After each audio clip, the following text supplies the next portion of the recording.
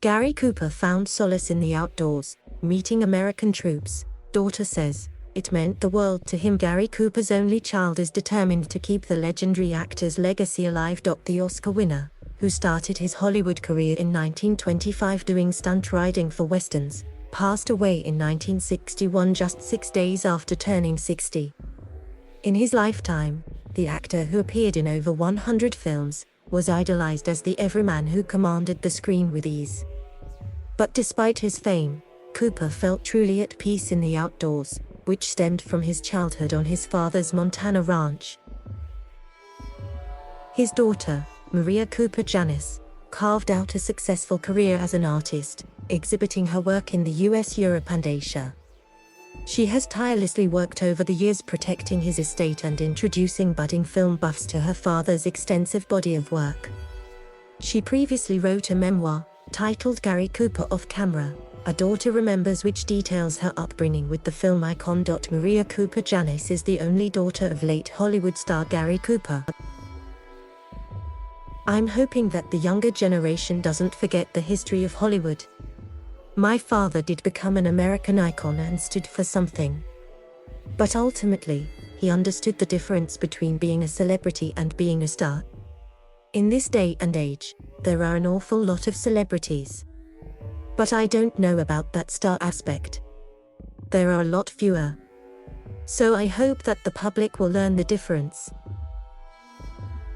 A proud father, Gary Cooper talks with his daughter, Maria, 24, during a party.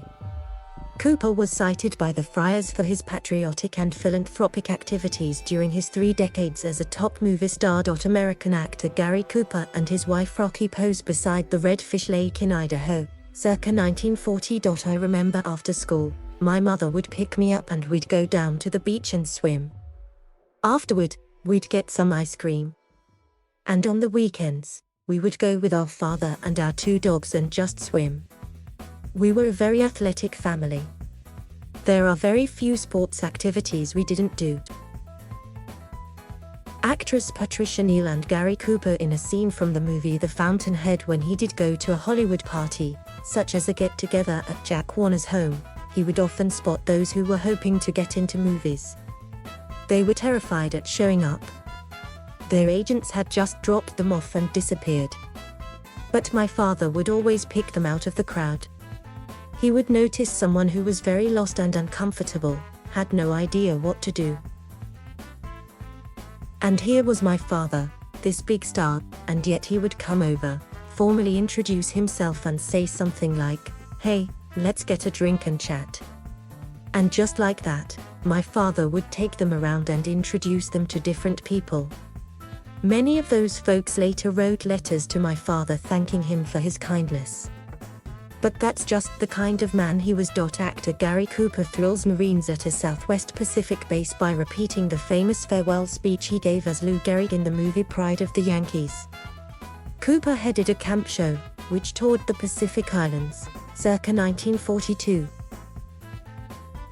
My father said, "Oh my God, that was last year." So I have this wonderful photo of him sitting in a tent. I think it was raining. And he's writing on a piece of paper, just trying to scribble down what he remembered of the speech. He wanted to be as accurate as possible. Every stop he made, all the troops wanted to hear that speech. And it's an emotional speech. It made my father very emotional. How many of those young boys would come back home after hearing his speech, you know? He would go and visit the hospitals. He loved visiting and just sitting with them, talking with them. It meant the world to him. He never forgot those experiences. American actor Gary Cooper won an Academy Award for Best Actor for his roles in Sergeant York and High Noon. American actors Gary Cooper and Clara Bow on the set of Children of Divorce, based on the novel by Owen Johnson and directed by Frank Lloyd. But you know, in those days, the studios had much more control over what their stars could and couldn't do. And my father also didn't fall into that trap of escapism that you hear about in Hollywood. He was from Helena, Montana. He grew up on a ranch. They had about 500 head of cattle. He would say, "You know, When you're up at 4 in the morning trying to break the ice so the animals can drink and then you're shoveling manure, it keeps you grounded. He preferred being in the outdoors. In our house, he planted all sorts of fruits and vegetables. We had a tractor and my father would be out there driving it. He was more impressed by work ethic and talent.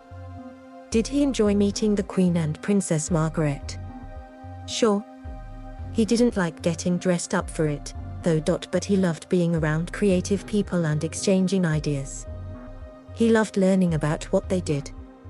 That's why he felt at ease meeting people, whether it was the Queen or the guys repairing the telephone lines in Idaho. My father wasn't pretentious. He was comfortable in his skin. When he wasn't working, he would go duck shooting or having the greatest day sitting at a local coffee shop having a hamburger. Gary Cooper was a great admirer of the outdoors, a trait that never left him even after achieving fame in Hollywood. I think my father was frustrated that the kinds of roles he wanted to do were harder and harder to come by. I think that's why High Noon was such an incredible stroke of fate. And he was only 50. That's certainly not old in this day and age, but back then it meant something. And my father loved to work. He wanted to stretch as an actor and be given the ability to do different things. And that film is such a brilliant one. Gary Cooper with his wife, Veronica Baft, and daughter, Maria Cooper, at a New Year's party held at Romanoff's in Beverly Hills, Calif. December 31, 1957. The Associated Press contributed to this report.